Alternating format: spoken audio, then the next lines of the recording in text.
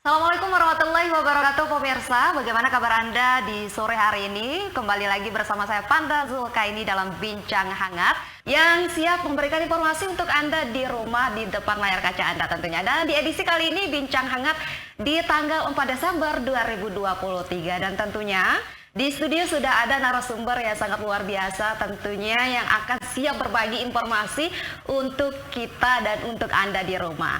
Mari kita sapa dulu narasumber kita pada sore hari ini. Assalamualaikum Ibu. Waalaikumsalam warahmatullahi wabarakatuh. Ya, bagaimana kabarnya sore hari ini, Bu? Alhamdulillah. Alhamdulillah, makin cantik, makin fresh ya sore hari ini. Ya. Dan jadi pemirsa di rumah kita sudah ada di sini di studio tentunya bersama dengan Ketua Dekranasda dan juga Ketua TPKK Provinsi Nusa Tenggara Barat Haja Dr. Andes Haji Insinyur Haja Lalu Prayatni Gita Aryadi. Dan mungkin nanti kita akan bertanya sedikit bagaimana peran dari TPPKK dan juga Dekranasda dalam membantu visi-visi yang baru yaitu NTB Maju Melaju tentunya. Dan mungkin langsung saja kita ke Ibu ya terkait dengan kira-kira apa saja ini kegiatan yang akan direncanakan untuk mendukung NTB Maju Melaju baik itu dari sisi Dekranasdanya dan juga dari Ketua TPPKK-nya Ibu. Silahkan. Terima kasih. Assalamualaikum warahmatullahi wabarakatuh. Para pemirsa ya, saya hadir pada sore hari ini selaku Ketua Tim Penggerak PKK Provinsi Nusa Tenggara Barat dan sekaligus selaku Ketua Dekranasda Provinsi Nusa Tenggara Barat. Ya, pertanyaannya terkait dengan maju melaju yang sudah digagas oleh Pak PJ Gubernur ya. Tentunya tugas daripada PJ Gubernur ya yang pertama adalah menurunkan angka kemiskinan ekstrim, kemudian yang kedua adalah menurunkan inflasi, ya, menjaga tingkat inflasi di daerah, kemudian yang ketiga adalah pencegahan dan penurunan stunting, dan yang keempat adalah menjaga kondisi daerah tetap aman dalam menyambut pesta demokrasi pemilu di 2024. Itu adalah tugas PJ ya, yang sudah memang ditentukan dari pusat ya. Nah, saya selaku Ketua Tim Penggerak PKK dan Ketua Dekranasda tentunya saya sendiri harus mendukung ya. Saya berada di balik layar untuk bagaimana mendukung kegiatan-kegiatan dari PJ Gubernur ya terkait dengan 4 hal yang tadi. Nah, kemudian di PKK memang terkait dengan kemiskinan ya, terkait dengan kemiskinan itu juga masuk menjadi program kami. Itu ada di Pokja 2. Di sana ada namanya peningkatan ekonomi ya di Pokja 2 dengan UP2K-nya ya, usaha peningkatan usaha ekonomi keluarga, di mana di dalam kegiatan di Pokja 2 ini kami membina UMKM khususnya yang merupakan kader-kader PKK di sana. Nah, ini dalam rangka bagaimana meningkatkan perekonomian daripada kader PKK maupun daripada masyarakat yang ada melalui OP2K. Karena sana kita mengajar mereka untuk bagaimana membuat berbagai macam makanan panganan lokal. Terus kita juga mengajar bagaimana mereka bisa memasarkan, membantulah.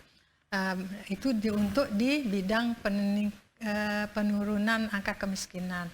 Kemudian untuk stunting, kita tahu bahwa stunting ini kan menjadi program nasional.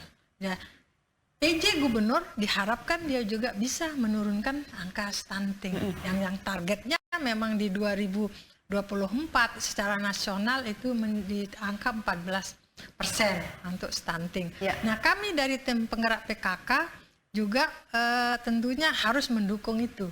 Apa yang dilakukan oleh PKK di dalam penurunan angka stunting ya, di samping kita juga sering melakukan sosialisasi, kemudian kami juga tim penggerak PKK memiliki 4 wilayah binaan ya di Kabupaten Lombok Timur.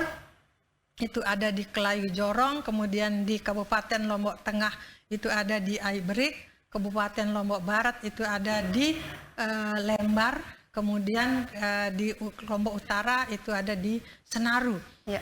Ini sudah kita lakukan selama intervensi selama 3 bulan kemarin, dan alhamdulillah memang ada terjadi kenaikan berat badan maupun tinggi badan. Tetapi ada juga yang tidak bisa mencapai target ya untuk tinggi badan dan berat badan. Nah, untuk yang tidak bisa naik dan tinggi berat badan ini, kami juga berkoordinasi dengan puskesmas yang ada di wilayah dari masing-masing binaan kami itu untuk memeriksa kesehatannya. Karena bagaimanapun kita intervensi anak stunting ini, ya, dia tidak akan terjadi kenaikan tinggi dan berat badan, ya. Kalau memang si anak ini memiliki penyakit. Ya. Nah, itu yang akan kita evaluasi pada tanggal 14 Desember ini, kira-kira penyakit apa yang dialami oleh anak-anak ini untuk kita tahu. Kemudian baru kita akan obati, setelah itu kita akan intervensi kembali. Sisa daripada yang kemarin ya, kita akan intervensi kembali.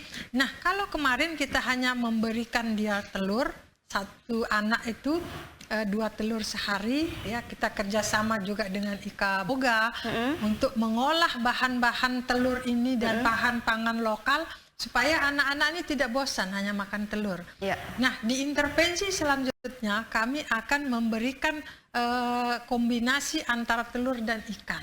Ini akan kita mulai dengan makan ikan bersama nanti pada tanggal 11 Desember di Aiberik.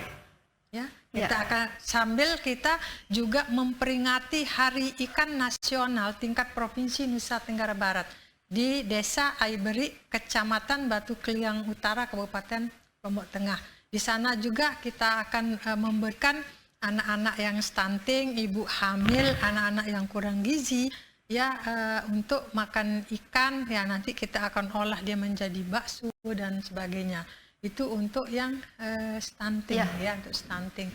Kemudian yang kedua adalah terkait dengan inflasi ya. Nah, inflasi ini alhamdulillah tadi Pak PJ Gubernur sudah Zoom ya dengan pusat ya, Kementerian Dalam Negeri terkait dengan inflasi, dan kita masuk di dalam 10 provinsi terendah untuk tingkat inflasinya. Wah, luar biasa NTB ya sekarang masuk jadi 10 terendah.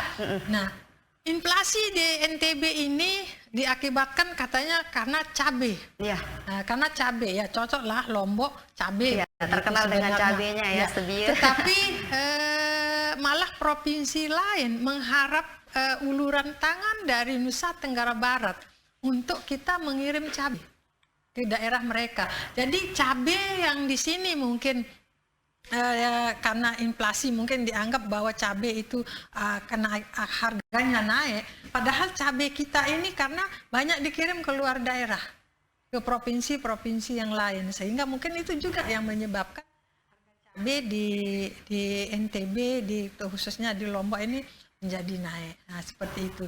Nah, kalau tentang keamanan, yaitu pasti akan dilakukan oleh PJ kerjasama tentunya dengan polisian, dengan aparat keamanan yang lain lah. Bagaimana mengawal pesta demokrasi di 2024.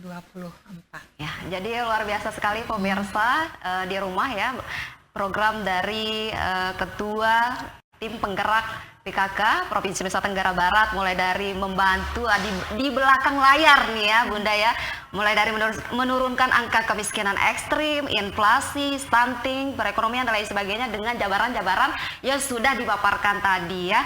Dan mungkin tadi juga sempat disinggung oleh Bunda sendiri bahwa Provinsi NTB masuk ke dalam 10 provinsi yang angka inflasinya turun begitu ya dalam minggu-minggu ini. Sudah luar biasa sekali.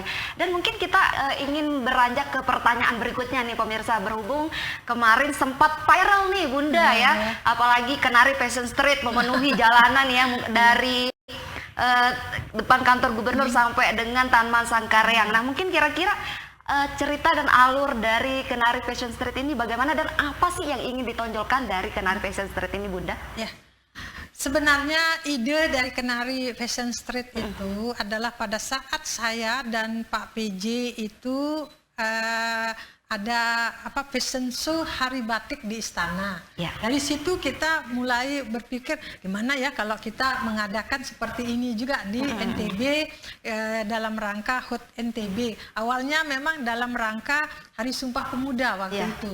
Tapi karena kesibukan yang lain akhirnya kita mundurkan menjadi waktu itu dalam rangka kick off-nya untuk hari ulang tahun NTB.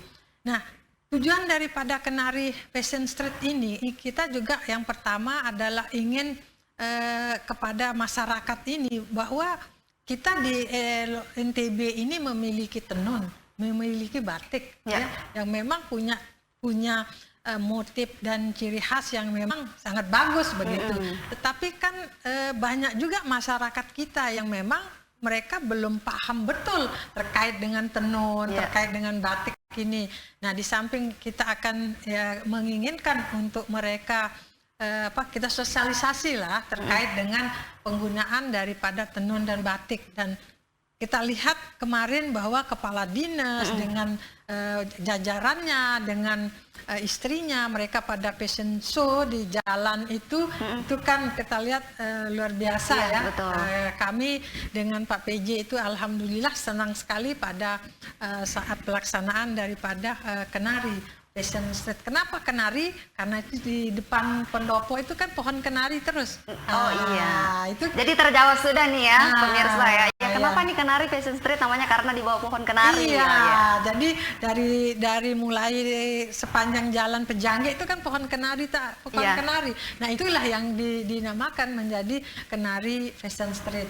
Kemudian harapan kami juga pada saat itu bahwa desainer-desainer yang ada di NTB ini mereka kan mendapat pesanan daripada baju-baju yang dipakai oleh kepala dinas dan pegawai-pegawai dan ASN, kemudian ada dari BUMN juga, dari organisasi wanita itu semua, dan mereka banyak yang menyampaikan juga ke saya bahwa pesanan mereka banyak. Jadi pendapatan daripada UMKM walaupun desainer sebutannya agak keren ya, tapi mereka sebenarnya UMKM. Itu banyak yang penghasilannya meningkat. Kemudian dikaitkan lagi dengan di lapangan Sangkareang kan ada di sana bazar bazar UMKM juga. Betul. Dan alhamdulillah itu mereka juga bisa mendapatkan pendapatan yang cukup. Malah ada yang bilang waktu saya keliling-keliling, Pak Gubernur sering-sering saja mengadakan acara seperti ini. Nah, itu berarti kan bahwa mereka memang mendapatkan pendapatan pada hari itu begitu. Ada malah yang mengusulkan bagaimana kalau Kenari Fashion Street diadakan 4 bulan sekali, 6 bulan sekali, supaya lebih inilah tenun-tenun kita lebih banyak yang mengenal. Tapi ada sedihnya juga saya. Ternyata ada masih beberapa sekitar 25% lah yang memang tidak menggunakan tenun asli. Ada yang masih menggunakan kain-kain trusu dari pabrikan gitu. Tapi sekitar 25% lah yang masih menggunakan itu. Mudah-mudahan ke depan dengan mungkin bisa kita melakukan fashion show terus. Jadi tenun-tenun kita akan lebih dikenal dengan motif-motif yang beragam oleh masyarakat. Wow, jadi luar biasa sekali ya pemirsa. Jadi Kenari Fashion Street ini banyak juga manfaat dari sisi lainnya selain dari tempat memamerkan ataupun memperkenalkan tenun batik khas Nusa Tenggara Barat, tetapi ada sisi ekonomi juga yang lain dari bazar-bazar yang lain begitu ya. Luar biasa sekali ya pemirsa. Dan kira-kira apakah Kenari Fashion Street ini bisa dikatakan sebagai wadah ataupun tempat untuk memperkenalkan tenun dan juga batik khas Nusa Tenggara Barat ini ke kancah nasional dan juga kancah internasional, atau mungkin ada langkah-langkah berikutnya, Bunda? Ya, memang ini kan baru pertama kali ya Kenari Fashion Street ini ya. Mungkin kalau digaungkan ya, kita kan tetap melalui media ya untuk untuk mengekspos apa yang kita lakukan. Kalau di daerah-daerah lain kan sudah lama, seperti di Jember itu kan sudah lama. Ini kan hal yang baru buat kita. Mudah-mudahan ke depan Kenari ini bisa menjadi satu event yang memang tetap dilaksanakan, masuk menjadi kalender event di Nusa Tenggara Barat di Dinas Pariwisata. Nah, sehingga cara kita ya di industri fashion ini, kalau ada kegiatan-kegiatan fashion seperti ini kan kita saling mengundang. Nah, nanti desainer dari luar daerah kita undang ke sini ya, ke Mataram juga, ke NTB, untuk mereka juga bisa mengeluarkan desainnya juga. Nah, di samping Kenari Fashion Street yang kemarin kita sudah lakukan, sebenarnya kita juga sudah sering ya NTB bagaimana memperkenalkan daripada wastra kita ke luar daerah ya. Misalnya kita sering ikut di Indonesian Fashion Week di Jakarta. Kita juga setiap tahun ikut di Muslim Fashion di Jakarta. Kita juga alhamdulillah kemarin juga kita sempat fashion show di Kuala Lumpur ya, memperkenalkan tenun-tenun kita. Dan satu lagi, Bu Poppy Darsona selaku Ketua APPMI kemarin juga sempat membawa tenun kita ke Jerman. Wow, luar biasa sekali. Tenun khas NTB dibawa ke Jerman. Beliau membuat, kan beliau perancang di sana kan, membuat baju-baju dari tenun NTB dibawa ke Jerman. Kemudian ada Pak Ali Karisma, Ketua Indonesian Fashion Chamber, itu dia punya galeri juga di Prancis kalau tidak salah. Ya, dia konsen membawa tenun Pringgesele ke sana. Luar biasa, ke Prancis. Ke Prancis. Ya, udah ke Jerman, ke Prancis lagi. Wah, luar biasa sekali. Jadi banyak sekali usaha yang sudah dilakukan, wadah yang sudah dibuat. Jadi tinggal para UMKM-nya nih untuk mengembangkan, untuk mengkreasikan bagaimana ya untuk bentuk produk dan juga model dan lain sebagainya. Namun ditahan dulu Bunda, nanti kita akan lanjutkan usai jeda pariwara berikut ini. Dan untuk Anda pemirsa jangan kemana-mana, tetaplah bersama kami di Bincang Hangat. Sesaat lagi kami akan kembali.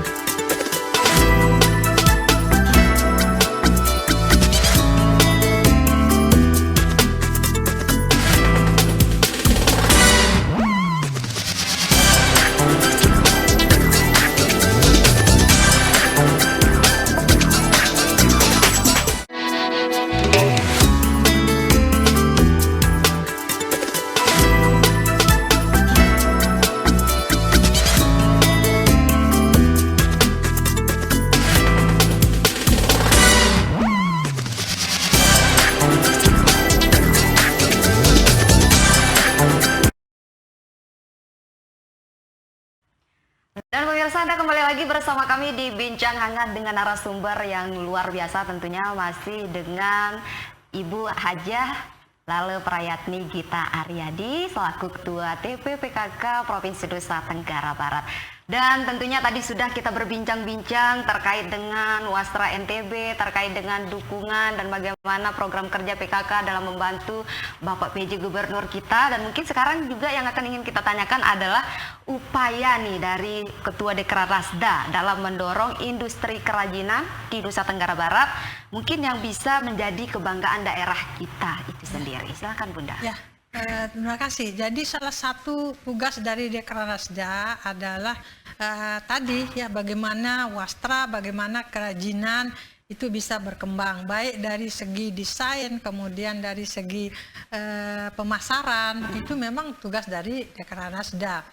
Kami di Dekranasda Provinsi Nusa Tenggara Barat ya, memang selama ini setiap tahun juga kita mengadakan yang namanya lomba kriya, ya.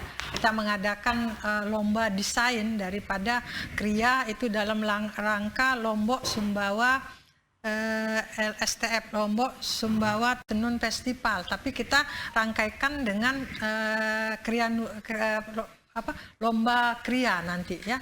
Jadi supaya bagaimana para pengrajin kita dia bisa terus berinovasi ya, berinovasi membuat baik dia dari bambu yang bahan dari ketak, kemudian dari kerang, kemudian dari tenun juga ya, untuk dia berkreasi, sehingga itu kita lombakan setiap tahun.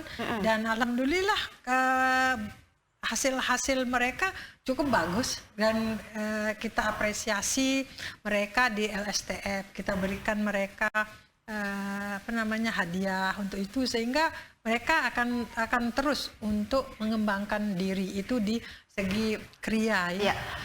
Kita untuk di Wastra itu kita juga ada namanya inkubasi fashion. Inkubasi fashion ini kita melatih anak-anak ya, kita masih biasanya yang putus sekolah juga ya, kita latih mereka mulai dari bagaimana membuat pola sampai dia bagaimana dia memasarkan.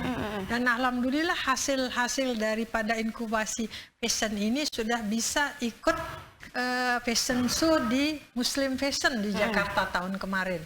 Jadi inilah calon-calon desainer kita sebenarnya, itu kita latih. Ini juga salah satu yang sudah kita lakukan ya di Dekranasda. Kemudian kita melatih juga untuk kemasan ya, supaya kemasannya lebih cantik. Walaupun enak tapi kemasannya biasa-biasa saja kan kadang orang nggak tertarik ya. Tapi kalau dia melihat kemasannya bagus, mungkin dari kemasan itu sudah tertarik terlebih dahulu. Nah, kita juga melatih untuk kemasan tersebut. Nah, kemudian terkait dengan wastra juga kita biasanya kerjasama dengan BI ya. Dan memang BI ini sangat konsen juga untuk ditenun ya, untuk terkait dengan pewarna alam. Kita juga kemarin kerjasama dengan UNIDO ya. Jadi udah tanaman-tanaman yang ada di sawah itu semua kita coba dicoba untuk membuat warna alam, supaya tidak terus-menerus menggunakan bahan kimia ya, yang nanti bisa merusak lingkungan. Itu beberapa upaya juga yang kita lakukan. Kemudian kita juga di Kranas tadi ya, mempromosikan daripada kriya-kriya kita, hasil pengrajin kita baik di pameran-pameran yang ada di dalam daerah maupun di luar daerah. Alhamdulillah kita di Malaysia sekarang NTB Mall sudah ada di sana. Wah, luar biasa. Jadi ya. NTB Mall sudah bisa dilihat di Malaysia. Sudah ada di Malaysia. Itu di sana bisa melihat, bisa kalau orang di sana mungkin kepingin makan ayam taliwang ya sudah bisa mencari di sana. Begitu juga di Jakarta ya, di daerah-daerah yang lain itu juga kita selalu membawa untuk mempromosikan hasil-hasil daripada UMKM kita yang ada di Nusa Tenggara Barat. Ya, jadi luar biasa sekali yang dilakukan upaya-upaya oleh pemerintah Provinsi NTB beserta dengan Dekranasda dan Ketua TPPKK. Nah, izin Bunda mungkin nanti di sini terkait Dekranasda NTB ini dalam mendorong ataupun menggali dari masing-masing desa yang ada di Nusa Tenggara Barat ini, kira-kira apakah ada yang dilakukan dalam menemukan kreativitas ataupun tenun ataupun kerajinan yang ada di desa-desa? Itu tetap kita lakukan ya, tetap kita lakukan karena dengan kita juga kerjasama dengan Dekranasda Kabupaten Kota sebenarnya. Ya. Mereka juga punya binaan-binaan ya, baik tenun maupun kriya yang lain ya. Kemudian kita juga ada kerjasama dengan Kementerian Pendidikan dan Kebudayaan itu untuk bagaimana anak-anak yang putus sekolah itu kita latih, ya. Itu diberikan pelatihan namanya PKW namanya. Ada yang tenun, kemudian ada yang bambu, potensi yang ada di daerah masing-masing. Itu kemarin kita dapat, kecuali yang tidak ada di Kota Mataram kalau tidak salah. Itu kita melatih ada masing-masing 25 orang anak putus sekolah. Itu kita kerjasama dengan Kementerian Pendidikan dan Kebudayaan. Masya Allah, luar biasa sekali ya. Nah mungkin pertanyaan selanjutnya nih Bunda ya. Kira-kira dari berbagai macam produk, mulai dari tenun, mulai dari anyaman dan lain sebagainya, kerajinan juga. Kira-kira pendapat Bunda ini agar kerajinan kita ini khususnya kain tenun bisa lebih dikenal di kalangan milenial, apalagi di anak-anak zaman sekarang, apa kira-kira yang perlu ditambahkan dan harus dilakukan oleh para UMKM kita? Ya, kan kalau orang berpikir pertama begitu orang sebut tenun, mahal. Mahal kan, itu anehnya. Tapi kalau melihat dari proses, bagaimana itu selembar kain itu bisa jadi, pasti orang itu menganggap tidak mahal, ya. Karena bayangkan sampai 1 bulan baru bisa jadi tenun satu. Nah, terkait dengan bagaimana anak-anak remaja atau anak-anak muda kita ya mencintai juga tenun ini, sehingga kita mengajak para desainer ini untuk bagaimana dia mendesain baju-baju yang memang yang disukai sama anak-anak. Nah, itu yang kita harapkan ya, menyesuaikan dengan model sekarang ya, model sekarang. Jadi banyak kan ya model-model baju yang dibuat-buat walaupun dia pakai hijab, tapi kan sudah bisa tampil modis begitu. Jadi tenun itu bukan menghalangi orang untuk bisa tampil modis, bisa macam-macam lah dikreasikan untuk modelnya. Dan alhamdulillah kemarin 2 minggu yang lalu kalau tidak salah, Dharma Wanita Provinsi Nusa Tenggara Barat mengadakan lomba fashion show busana tenun ya yang digunakan oleh anak-anak. Ya, anak-anak yang kita fashion show. Ini juga kita mengajarkan bahwa anak-anak juga baju anak-anak ini juga bisa dibuat dari tenun, dari batik. Bisa dikreasikan dari tenun. Iya, sama batik Lombok sebenarnya. Dan pemenangnya yang kemarin itu ada 6 orang, itu ikut fashion show di Kenari Fashion Street kemarin. Anak-anak nih, anak-anak itu ya. Wah, luar biasa ya. Berarti bukan ibu-ibu aja yang ikut fashion show kemarin. Termasuk anak-anak. Anak-anak itu pada sore harinya mereka lenggak-lenggok juga, pemenang daripada lomba fashion show anak-anak yang menggunakan tenun dan batik Sesambu. Wah, berarti sebelum Kenari Fashion Street ada fashion show anak-anak. Kita lombakan dulu. Dilombakan juga. Jadi itu salah satu cara agar anak muda ini mencintai tenun. Sebenarnya tenun ini bisa dipadukan, bisa dikombinasikan dengan apapun. Mau pakai bahan jet yang memang itu bisa. Bisa. Cuman memang kan kadang anak-anak ini belum begitu tertarik ya untuk menonton fashion show. Padahal kalau dia ikut melihat fashion show ini, di sana banyak model-model baju-baju yang bisa digunakan oleh anak-anak muda. Apalagi sekarang maupun perempuan ya. Betul sekali. Apalagi sekarang kan budaya kita hampir terkikis nih Bun. Jadi luar biasa sekali yang dilakukan oleh Ibu untuk batik dan juga nun khas Nusa Tenggara Barat ini tetap dicintai, tetap dipakai oleh generasi muda berikutnya tentunya. Mungkin pertanyaan berikutnya ini Bunda agak kita bergeser dari mulai tadi tenun dan juga peran dari Ketua TPPKK. Nah, terkait dengan program Bapak PJ kita ini terkait Jumat Salam. Nah, kira-kira bagaimana nih pendapat Bunda terkait dengan program Jumat Salam? Ya, sebenarnya Jumat Salam ini bagaimana mendekatkan pemerintah dengan masyarakat. Itu sih tujuannya ya. Jadi Jumat Salam, jumpa masyarakat atasi berbagai persoalan. Itu kan dia Jumat Salam. Nanti pada saat pelaksanaan Jumat Salam itu kan OPD itu sudah dibagi, punya binaan masing-masing di desa itu. Jadi dia akan memotret di sana kira-kira apa sih permasalahan daripada masyarakat. Jadi masalah itu harus digali. Kemudian ada enggak apa kelebihan yang ada di desa tersebut? Itu juga harus disampaikan sehingga masing-masing OPD ini kan dia didampingi oleh wartawan.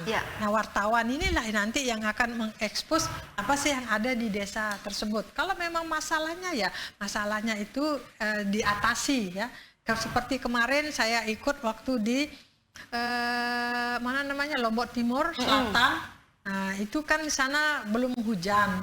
Saya ikut dengan Pak PJ, semua OPD ada yang membawa air bersih dan dalam kondisi yang air tidak ada, dengan membawa air dari OPD, kemudian ada juga dari BUMN, itu mereka kan senang sekali. Nah, itulah salah satu bagaimana menyelesaikan masalah daripada masyarakat Sekaroh itu yang pada saat itu ada terjadi kelangkaan air bersih. Seperti itulah. Kemudian kita di dalam Jumat Salam juga kan pasti ingin kita tahu dia akan mengeluarkan potensi yang ada di sana. Misalnya ada yang bikin jajan, ada bikin kerupuk, ada bikin ini. Mereka seperti UMKM yang menggelar dagangannya. Nah, kita yang hadir di sana ya kita belanja ada juga lah. Misalnya di sana ada sayur, ada ini ya kita beli. Sama juga kita dengan membeli di pasar kan. Nah, kita belanja juga di tempat itu sehingga masyarakat di sekitar lokasi Jumat Salam itu mereka juga mendapatkan pendapatan juga dari sana. Wah, luar biasa sekali. Berarti selain Pak Gubernur, Ibu Ketua PKK juga turun serta nih bersama dengan anggota-anggota yang lain dengan membawa program juga nih Bun. Iya, luar biasa sekali. Nah, kira-kira mungkin satu pertanyaan saja lagi ini Bunda.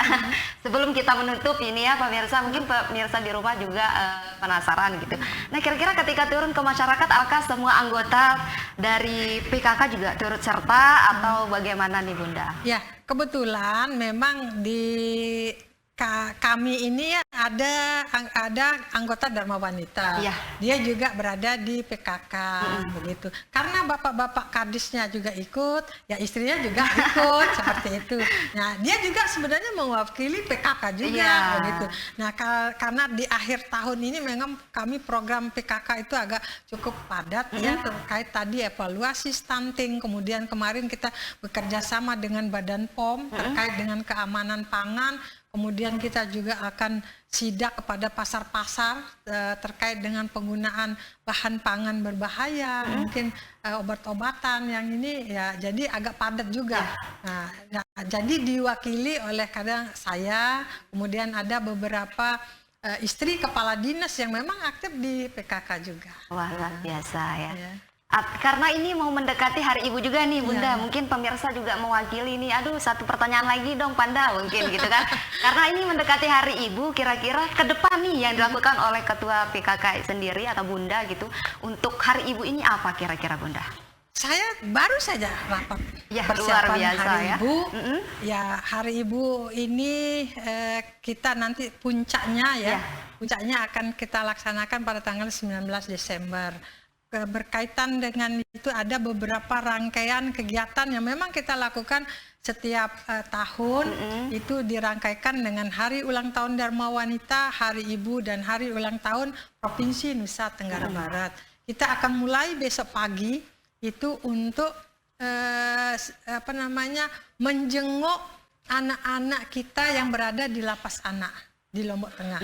Itu besok pagi itu Dharma Wadita akan ke sana. Kemudian hari Rabunya itu juga kita ada acara apa ya tadi ya saya lupa. Kemudian tanggal besok tanggal 7 tanggal 7 pagi kita akan ziarah ke makam pahlawan di Majeluk. Kemudian kita juga ada kunjungan ke lapas perempuan ya tanggal 7 tersebut. Kita juga nanti ada anjang sana ke sesepuh organisasi wanita ya yang dulu beliau ini kan istri wakil gubernur.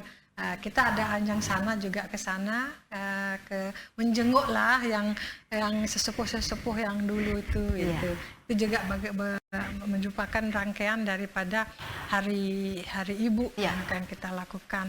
Kemudian nanti ada seminar kesehatan ya yang bertempat di Taman Budaya. Kemudian ada pemeriksaan kesehatan gratis juga di sana. Ya, itulah beberapa rangkaian dan hari puncak perayaan Hari Ibu itu tanggal 19 Desember. Jadi mulai dari sekarang sudah mulai nih ya. Runtutan acaranya mulai tadi disampaikan oleh Bunda sendiri menjenguk anak-anak di lapas anak. Lalu nanti akan ada ziarah makam ke makam pahlawan dan juga nanti akan ada seminar kesehatan dan cek kesehatan gratis di Taman Budaya dan puncaknya nanti di 19 Desember. Luar biasa sekali pemirsa dimanapun Anda berada, tentunya bincang hangat kita pada sore hari ini bersama dengan Ketua Tim Penggerak PKK Provinsi Nusa Tenggara Barat, Ibu Insinyur Haja Lalu Prayatni Gita Aryadi. Sangat, kalau bahasa anak sekarang nih, daging semua, jadi nggak ada tulang-tulangnya, jadi semuanya isi semua. Mungkin sebelum kita tutup bincang hangat kita pada sore hari ini, closing statement nih Bunda, sedikit saja untuk pemirsa yang ada di rumah. Silakan Bunda. Ya, kepada seluruh pemirsa saya mengajak untuk kita bagaimana mencintai produk lokal. Beli bela produk lokal, bangga menggunakan produk lokal, bangga dengan makanan lokal. Saya mengajak kepada anak-anak muda, remaja, milenial juga mari kita bersama-sama mencintai daerah kita. Jangan bangga dengan produk-produk dari luar, karena produk kita juga yang ada di Nusa Tenggara Barat ini sebenarnya jauh lebih bagus juga dari produk luar. Nggak kalah saing sama yang lain. Tidak salah saing. Ya, betul sekali. Dan pemirsa dimanapun Anda berada, bincang hangat sore hari ini tidak terasa sudah 30 menit berlalu karena dari tadi kita berbincang-bincang sampai tidak melihat waktu, ternyata sudah habis nih waktunya. Dan untuk Anda pemirsa dimanapun Anda berada, saya Panda Zulkaini dan juga Ibu Ketua TP PKK Provinsi Nusa Tenggara Barat tentunya mohon pamit undur diri dari hadapan Anda. Terima kasih dan sampai jumpa di bincang hangat berikutnya. Terima kasih.